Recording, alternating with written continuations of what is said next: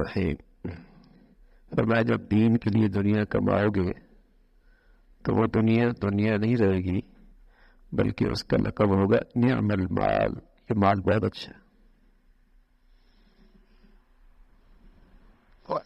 جب دین کے لیے دنیا کماؤ گے کہ میرا دین اچھا ہو جائے، میرے بچوں کا دین محفوظ ہو جائے، میری آخرت اچھی ہو جائے، میرے بچے کبھی حرام کی طرف نہ جائیں، میں اس کمائی سے اپنی آخرت بڑھیا کر سکوں. اگر اس طرح دنیا کماؤ گی تو یہ دنیا دنیا نہیں رہے گی، بلکہ اس کا لقب ہوگا نعم المال، جو اللہ کے نبی نے دیا ہے. بڑا اچھا مال ہے. ویسے تو دنیا کو اللہ کے نبی نے فرمایا یہ جیفا ہے، جیفا گندا ہے، گندا ہے. لیکن جب اس کا مقصد صحیح ہو جائے گا، اپنی ضروریات پیش نظر ہوگی، دین پیش نظر ہوگا، یہ خود مقصود نہیں ہوگا، تو پھر یہ نعم المال ہوگا. فرمایا دنیا کو دین کے لیے کماؤ. صحابہ رضوان اللہ علیہ اجمعین کی دنیا میں دین تھی، اس لیے کہ ان کا مقصود دین تھا.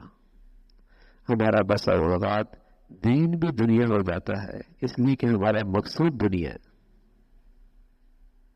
یہ فرق. وہ بھی تاجر تھے، وہ بھی زارے تھے، وہ بھی کماتے تھے، بڑے بڑے کاروبار کرتے تھے، لیکن ان کی زندگی کا مقصد دین تھا، تو ان کے دنیا بھی دین ہوتی تھی. ہمارا مقصد بن گیا دنیا، تو ہمارے دین بھی دنیا ہو جاتا. نہیں اچھا یہ کیسے پتہ لگے گا کہ مقصد کیا ہے؟ آپ دیکھ لیں، آپ اپنی زندگی میں جب دونوں کا ٹکراؤ ہوتا ہے کس کو ترجیح دیتے ہیں؟ کس کو اہمیت دیتے ہیں؟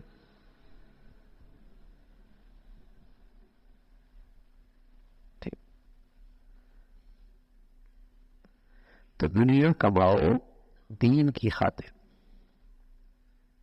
دین اپنی زندگی کا مقصد بنائے تاکہ ہماری یہ دنیا بھی دین بن جائے. اور یہ دنیا کا پھر لقب پڑے گا نعم المال، یہ مال تو بڑا اچھا ہے.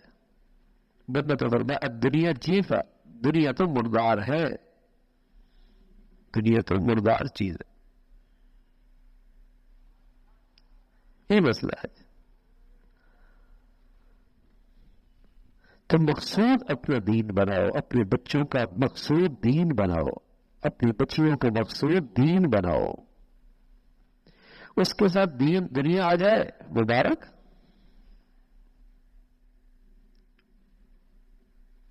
فرمایا جب دین کے لیے دنیا کماؤ گے تو انداز دنیا نہ رہے گی، بلکہ وہ دین بن جائے گا، اور اس کا لقب ہوگا نعم المال، یہ مال تو بہت اچھا ہے.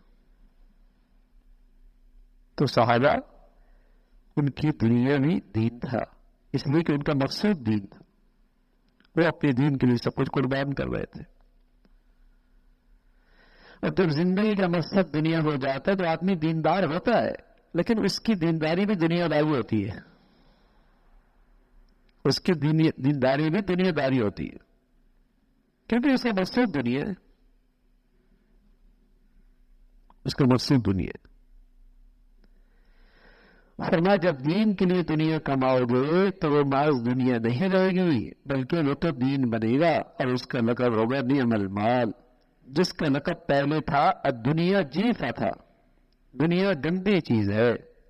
اس قسم دنیا کا کمانا مضمون نہیں، ہاں اس کا مقصود بنانا ہے مضمون. جو زندگی کا مقصد بن جائے، اچھا کھا لو، اچھا پہن لو، خواہشات اچھے طریقے سے پورا کر لو، ساری زندگی کے سارے فیصلے اسی کے گرد گھوم رہے ہیں، یہ مضمون بدلی.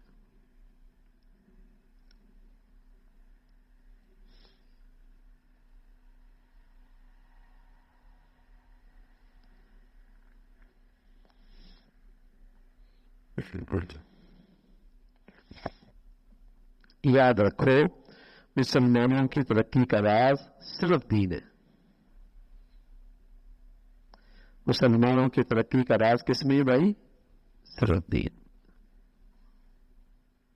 ہم جب بھی اپنے ملک کی ترقی کی بات کرتے ہیں تو ہمارے پیش نظر دین نہیں ہوتا. ہم کہتے ہیں یہ ہو جائے تو یہ ہو جائے اور یہ ہو جائے اور پھر حالات ایسے ہوں گے تو یوں ہو جائے گا اور پھر وہ ملک ترقی کرے. ہمارے ترقی کا معیار بھی بڑا عجیب ہے. بتائیے، آپ کا گھر پہلے ایک جھوپڑی کا تھا، اب کوٹھی ہو گئی، ہر چیز بھی اچھی ہو گئی، تو گھر تو ترقی کر گیا. لیکن بتائیے اس گھر میں کوئی ایک دوسرے سے محبت نہیں کرتا، بتائیے وہ ترقی ہے؟ کوئی ایک دوسرے کو بیٹھے کھانے کے لیے تیار نہیں ہے، کوئی ایک دوسرے کا خیر خواہ نہیں ہے. تو دیکھنے میں تو بڑی ترقی ہوگی، جھونپڑی سے کوٹھی میں آ گیا. تو آج دنیا اس طریقے کو ترقی سمجھتی ہے.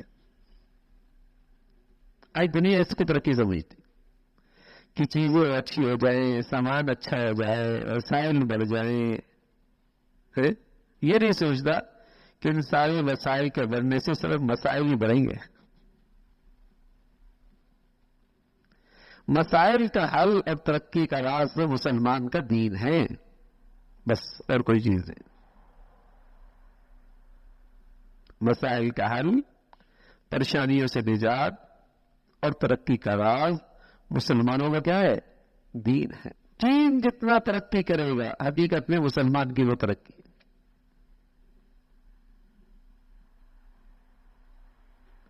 حقیقت میں مسلمانوں کی وہ ترقی. لیکن آج ہم اندر سے مان جائیں اس بات کو، مسلمان ہی نہیں مانتا اندر سے، بلکہ دیندار بھی آج نہیں مانتا. اگر مان جائے تو ہم جب اپنے بچوں کے لیے ترقی سوچتے ہیں تو سب سے پہلے ان کا دین سوچیں. ہم جب اپنے بچوں کی بہتری کے لیے سوچیں تو سب سے پہلے ان کا دین سوچیں. ہم ہی نہیں مانتے اندر سے. اگر ہم اپنے بچوں کے یہ سمجھ جائے اندر سے، اس میں ایمان آ جائے اور پھر اپنے بچوں کی بہتر زندگی چاہے تو سب سے پہلے کیا سوچیں گے؟ دین سوچیں گے.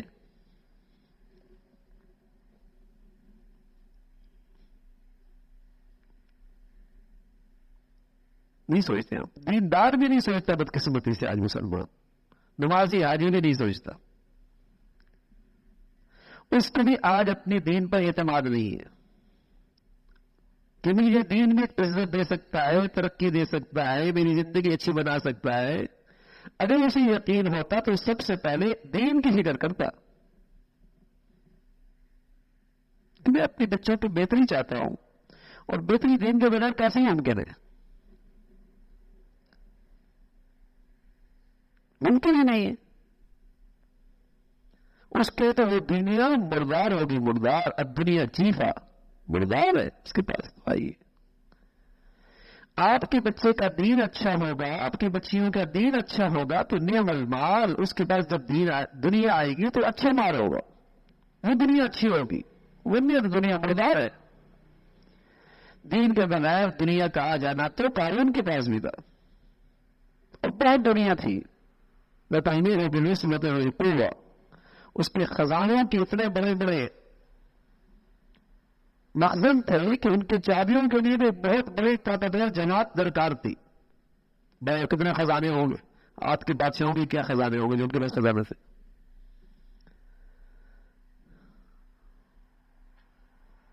تو دنیا کی بڑھوتری کا ہونے کا نام ترقی نہیں ہے بھائی. اس کا نام ترقی. ہم مان جائیں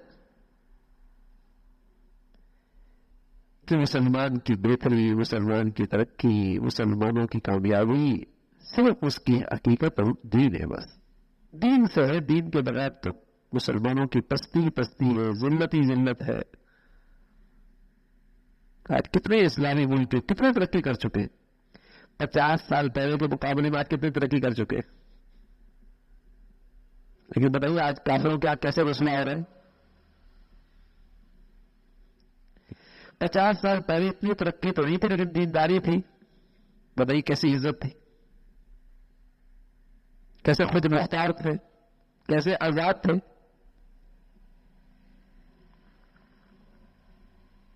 دین کی ترقی ہے نا. اس لیے صحابہ فرمایا کرتے تھے حضور کی صحبت میں نے دین سیکھا تھا تو بڑے فخر سے کہا کرتے تھے اعزنا اللہ بالاسلام، ہمیں تو بھائی جو عزت ملی ہے نا اسلام کی بدولت ملی ہے. بس ہماری عزت کا راز اور کامیابی کا راز تو اسلام ہے. تمہاری کامیابی کا راز تو اللہ کا دین ہے. بس وہ تو نہیں کہا کرتے تھے.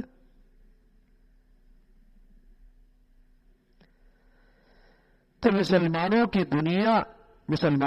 دنیا کماؤ لیکن دین کی خاطر کماؤ. تمہاری ترقی دین سے وابستہ ہے اور تمہاری ترقی کا راز صرف دین ہے.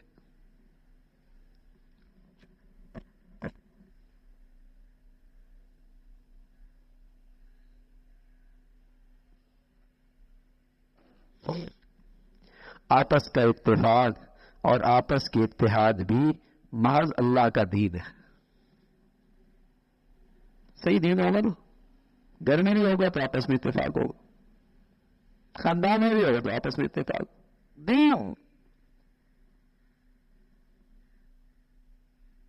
دین سے اتفاق رہتا ہے. اور جب دین کی بجائے خود غرضی آ گئی، نفسانیت آ گئی، خواہشات آ گئی تو وہاں تو اتفاق نہیں رہتا. دین کے حدود پہ قائم کرنے سے اتفاق رہتا ہے. یہ اتفاق جب باقی رہے گا جب تقوی کی رعایت ہوگی. یہ آپس کا اتفاق اس وقت باقی رہے گا جب تقوی کی رعایت ہوگی کہ میری ذات سے کسی کا حق ضائع نہ ہو، نہ اللہ کا نہ اللہ کے بندوں کا. جب اس تقوی کی رعایت ہوگی تو اتفاق باقی رہے گا، آپس کا جوڑ رہے گا، آپس کے تعلقات اچھے رہیں گے، کسی کا حق ضائع نہ ہو. اس کی رعایت رکھو گے تو آپس میں اتفاق رہے گا. کیونکہ جب تقوی کی رعایت ہوگی تو اللہ کا خوف ہوگا اور دوسرے کے حقوق ادا کرنے کا خیال رہے. دوسروں کے حقوق ادا کرنے کا تعلقات کا خراب ہوتے، جب دوسرے کو بھی رضا ہوتے، جب دوسرے کی توفیق ہوتی ہے. جب ہر آدمی چاہتا ہے کہ مجھ پہ زیادتی ہوئی ہے، میرے ساتھ ناانصافی ہوئی ہے، یہی ہوتا ہے. اور اس کی وجہ وہ ہوتی ہے دین نہیں ہے، تقوی نہیں ہے، خوف خدا نہیں ہے. کہ تقوی سے، دینداری سے آپس کا اتفاق باقی رہتا ہے، آپس کا جوڑ باقی رہتا ہے. فرمایا دینداری تو حقوق ادا کرواتی ہے. جو واقعی دینداری ہوتی ہے وہ تو آدمی کو مجبور کر دیا کہ یہ حق ادا کرو. دینداری تو حقوق ادا کرواتی ہے، ٹھیک ہے، ورنہ دینداری تو نہیں ہے. دینداری تو حقوق ادا کرواتی ہے. فرمایا دیندار سے زیادہ تعلقات کے حقوق کوئی بھی ادا نہیں کر سکتا. دیندار سے زیادہ تعلقات کے حقوق کوئی نہیں ادا کر سکتا. دیندار ہی ایسا ہوتا ہے جو واقعی دیندار ہو وہ تعلقات کے حقوق ادا کرتا ہے. جو اس پر حقوق اور ذمہ داریاں ہوتی ہیں اسے وہ پورا کرتا ہے، چاہے وہاں قانون کی رسائی ہو یا نہ ہو، چاہے وہاں لوگوں کا دباؤ ہو یا نہ ہو، اس کی دینداری اسے مجبور کرتی ہے کہ خدا کا حق ادا کرو. کیونکہ جب بندے کا تعلق اللہ تعالیٰ سے مستحکم ہو جاتا ہے تو دنیا کے تعلقات کے حقوق پہلے سے زیادہ مستحکم ہو جاتے ہیں. سبحان اللہ. جب اللہ سے واقعی تعلق ہو جاتا ہے تو مخلوق کے جو تعلقات ہوتے ہیں وہ مستحکم ہو جاتے ہیں. باپ کا بیٹے سے، بیٹے کا باپ سے، بہن کے بھائی سے، بیوی کا شوہر سے، جتنے تعلقات ہیں اللہ سے تعلق مضبوط ہو جائے تو یہ تعلقات بھی مضبوط ہو جاتے ہیں. اور جو تعلقات کی جڑ ہے اللہ کی ذات، اس سے تعلق کمزور ہو جائے سارے حلال تعلقات کمزور پڑ جاتے، سارے حلال تعلقات کمزور ہو جاتے. باپ بیٹے کا نہیں رہتا، بہن بھائی کی نہیں رہتے، میاں بیوی کے نہیں رہتے، کیونکہ جڑ ہے جس سے تعلقات بنتے تھے. درخت کی شاخیں تنے کے ساتھ اسی وقت مضبوط ہوتی ہے جب اس کی جڑ تر تازہ ہے. اگر جڑ ہی سوکھ جائے تنے کی شاخیں بھی سوکھ جائیں گی.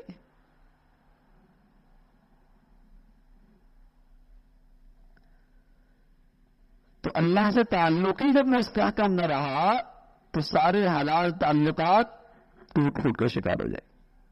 یہی تو ہوئے 50 سال پہلے مسلمان سادہ ہوتا تھا، سادہ، لیکن اللہ سے بڑھ رہتا تھا، خوف خدا ہوتا تھا اس کا. تو آپس کے تعلقات کتنے اچھے ہوتے تھے، آپس کے تعلقات کتنے اچھے ہوتے تھے.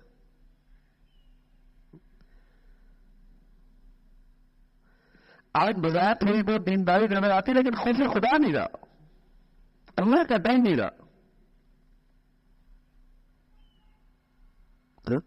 اور اس کا نتیجہ یہ ہے کہ آج جو تعلقات ہیں وہ کتنے کمزور ہو گئے، کتنے کمزور ہو گئے.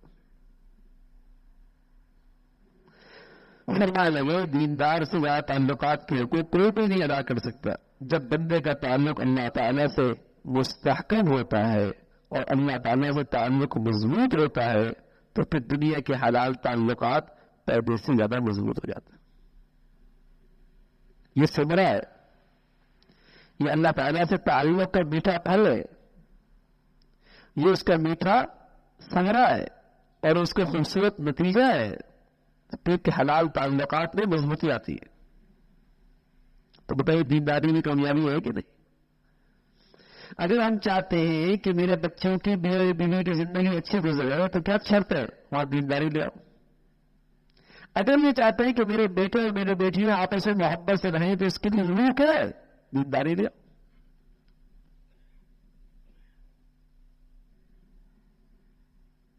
اگر تو ہم چاہتے ہیں کہ میرے بچے بچیوں کے آپس میں محبت پیار رہے تو ضرور کیا ہے؟ دینداری. دینداری ضرور ہے. اللہ کا دین بھول جاتا ہے. لیکن آج مسلمان اس طرف توجہ نہیں دیتا. وہ سمجھتا ہے سب کچھ پیسوں سے ہو جائے گا، وہ سمجھتا ہے بیچارہ سب کچھ پیسوں سے ہو جائے گا. ارے بھی پیسوں سے موٹے تازے تحفے آ جائیں گے، محبتیں نہیں ہوئیں گی.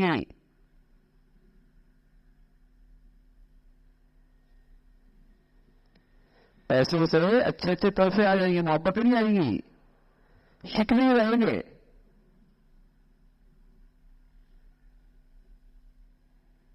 پیسوں سے گھر کی چیزیں آ جائیں گی، بیوی کا زیور آ جائے گا، لیکن اس کے دل میں شوہر کی محبت پیسوں سے تھوڑی آئے گی. پیسوں سے نہیں آتی، دینداری سے آتی، صرف دینداری سے آتی. جتنی اس کے زندگی میں اچھی دینداری ہوگی اور جتنی میری زندگی میں اچھی دینداری ہوگی یہ حلال رشتوں کو مضبوط کرنے کی چیز ہے. یہ رشتوں کو مضبوط کرنے کی چیز ہے. دیندار سے زیادہ تعلقات کی حقوق کوئی بھی ادا نہیں کر سکتا. جب بندے کا تعلق خدا تعالیٰ سے مستحکم ہوتا ہے تو وہ دنیا کے تعلقات کے حقوق جو حلال ہیں پہلے سے زیادہ مستحکم کر دیتا. تو حلال رشتوں کے اندر جو استحکام آتا ہے، حلال رشتوں میں جو محبتیں آتی ہیں اور جو محبتیں باقی رہتی ہیں اس کی بنیاد کیا ہے؟ اللہ سے تعلق مستحکم ہو، اللہ سے محبت سچی ہو، بس یہ بنیاد. تو بتائیے دینداری میں کیا ثمرات ہیں؟ دولت کے ڈھیر خرچ کر دے، حلال رشتوں میں دلوں میں محبت نہیں پیدا کر سکتے. پیسوں سے خود غرضی آتی ہے بھائی، مفادات کے تعلقات بنتے ہیں، لیکن دینداری سے خلوص کے تعلقات بنتے. خلوص کے نہیں، خلوص کے. خلوص کے تعلقات ناپائیدار ہوتے ہیں، خلوص کے تعلقات پائیدار ہوتے ہیں. بٹ کیا تم میری زندگی فلوس میں کری ہے یا پیسے اب تم اب بھی نہیں پوچھتا پیسے ختم کرو اب کو نہیں پوچھتا پیسے جو ختم ہو ساری زندگی فلوس میں کری ہے فلوس ختم ہو گیا کہ بوڑھے ماں باپ تو سر کا تاج ہوتے ان کی خدمت میری سعادت ہوتی ان کی دعائیں میرے لیے کامیابی اور نجات ہے یہ تو دینداری سے آتی ہے یہ چیزیں تو دینداری سے آتی ہے بھائی جو واقعی دیندار تو سارے فلوس ہی فلوس فرمایا دیندار آدمی کی زیادہ سے تعلقات کی حقوق کی کوئی بھی حقوق ادا نہیں کر سکتا دیندار ہی حقوق ادا کرتا ہے اور دینداری کا تقاضا یہی ہے جب بندے کا اللہ تعالیٰ سے تعلق مستحکم ہوتا ہے تو جو دنیا کے تعلقات اور ذمہ داریاں ہوتی ہیں وہ بھی زیادہ مستحکم ہو جاتی فرمایا سارے پریشانیوں کا مدار یہی تجویز ہے کہ انسان اپنے لیے یا اپنے متعلقین کے لیے ایک خیالی پلاؤ پکاتا ہے تجویز کر لیتا ہے بیٹا ہوگا تو ایسا ہوگا بیٹی ہوگی تو ایسی ہوگی وہ تعلیم کرے گا تو یوں پہنچے گا تو تعلیم حاصل کرے گا تو پھر ایسا ہوگا پھر اس کی زندگی کا نقشہ ایسا ہوگا اب یہ اس نے تجویز کر لی اب وہاں پہنچتا نہیں ہے آج کل بچے ویژن کیا ہے ویژن بتاؤ ویژن اور پہلے تو اس کو ویژن پڑھا کے اس کو اوپر چڑھا دیتے ہیں اور جب یہ نہیں پہنچتا تو ڈپریشن میں چلا جاتا ہے ویژن بناؤ اور جب بیچارہ نہیں پہنچا ڈپریس ہو جاتا ہے ڈپریشن میں چلا جاتا ہے دوسرے کو آگے دیکھتا ہے ڈپریشن میں دوسرے کو آگے بڑھتا دیکھتا ہے ڈپریس عجیب ہے ویژن بناؤ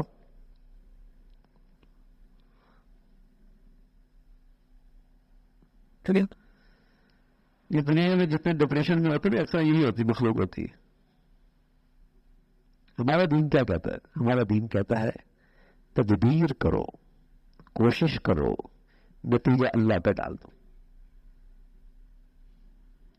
تدبیر کرو کوشش کرو جتنے اسباب درکار ہیں جتنے وسائل میسر ہیں کسی دانا کے مشورے کے تحت تدبیر کرو کوشش کرو پھر معاملہ اللہ پہ ڈال دو کچھ معاملہ اللہ کے اوپر ڈال دو میرے سارے تمہیں نہیں کرنا ہے کیا وہ بھی تو حکیم ہے وہ بھی تو علیم ہے وہ بھی تو رحیم ہے مطمئن رہے مطمئن رہو گے لیکن یہ ایک تجویز کر لیتا ہے کہ میرے کاروبار یہاں تک پہنچ جانا ہے میری سیلری یہاں تک آنی چاہیے میں اس اسٹیٹس تک پہنچنا ہے دوڑتا ہے نہیں پہنچتا ڈپریشن میں جاتا ہے حالانکہ توڑنے سے اچھا ہے یاتری سے اچھا ہے جو پیچھے ہے انہیں دیکھ کر اللہ کا شکر ادا نہیں کرتا آگے دیکھ کر مایوس ہو رہا ہے مجھے جو بنایا ہوا ہے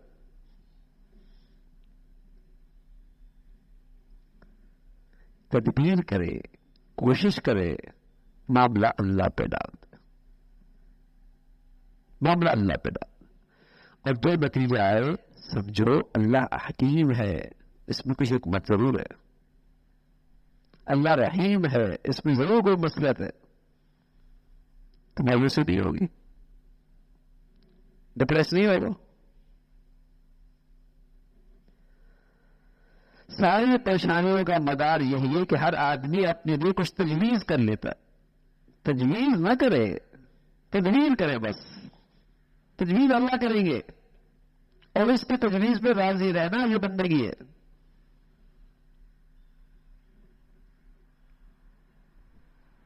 تجویز اللہ کریں گے اب اسے تجویز کر لیا بیٹا ہی ہونا چاہیے اب بیٹی ہو گئی ڈپریشن بھی چل رہی ہے اب اسے تجویز کر لیا 2 سال میں تو بچہ ہونا ہی چاہیے. ارے میاں تم نے شادی کر لی نا، بس کافی ہے. تدبیر کر لی جو اسباب تمہارے اختیار میں، باقی کچھ معاملہ اللہ پہ نہیں چھوڑ دو.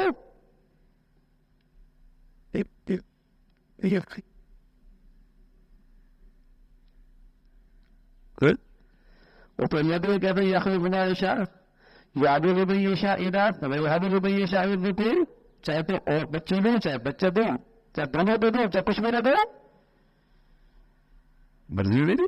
بادشاہ ہے، اور بادشاہ میں ایسے جو مہربان ہیں، مہربان بادشاہ ہے. تو پریشانی کہاں ہوتی ہے؟ جب آدمی تجویز کر لیتا ہے تب پریشانی ہوتی ہے. ساری پریشانیوں کی جڑ تجویز کرنا، تدبیر کرو میاں. جو جائز حالات تمہارے پاس اسباب آسمانی سے میسر ہے وہ کر لو، بس باقی اللہ پہ رکھ دو. ہاں تدبیر نہ کرنا یہ بری بات ہے، یہ بری بات ہے. تدبیر کو بغیر ایسی نتیجے کی امید رکھنا پھر غلط بات ہے. ایسے عبدالعزیز محدث ذیلی رحمۃ اللہ علیہ کے یہاں ایک شخص اکثر آتا تھا، دعا کرے اللہ اولاد دے دے، اولاد دے دے. کافی عرصہ حضرت نے پوچھا شادی ہوگی؟ کہا شادی تو نہیں ہوئی. کہا تیرے پیٹ سے ہوگا. پھر تدبیر کریں، اور تدبیر بھی ایسے اس میں واضح نہ بنے. جتنے اسباب اختیار میں ہیں، جتنے جائز ہے وہ اختیار کرے بس. باقی معاملہ اللہ پہ سپورٹ کر دے، سکون آ جائے گا کہ وہ حکیم ذات ہے، وہ علیم ذات ہے، وہ رحیم ذات. اللہ تعالیٰ بھائی دین کی صحیح سمجھ نصیب فرمائے. اللہ تعالیٰ دین کی صحیح سمجھ نصیب فرمائے. اللہم لک الحمد کلہ ولک الشکر کلہ. اللہم اعنا علی ذکرک وشکرک وحسن عبادتک. اللہم انا نسألک رضاک والجنہ ونعوذ بک من سخطک والنار. اللهم إنا نسألك رضاك والجنة ونعوذ بك من سخطك والنار. اللهم إنا نسألك رضاك والجنة ونعوذ بك من سخطك والنار. اللهم اجعل خير عمرنا آخرنا وخير أملنا خواتمنا وخير أيامنا يوم نلقاك فيك. اللهم إنا نسألك العفو والعافية في الدنيا والآخرة. اللهم إنا نسألك العفو والعافية في الدنيا والآخرة. اللهم بارك لنا في الموت وفيما بعد الموت. اللهم بارك لنا في الموت وفيما بعد الموت. نستغفر الله ونتوب إليك. وصلى الله على سيدنا محمد وعلى آله وأصحابه أجمعين برحمته.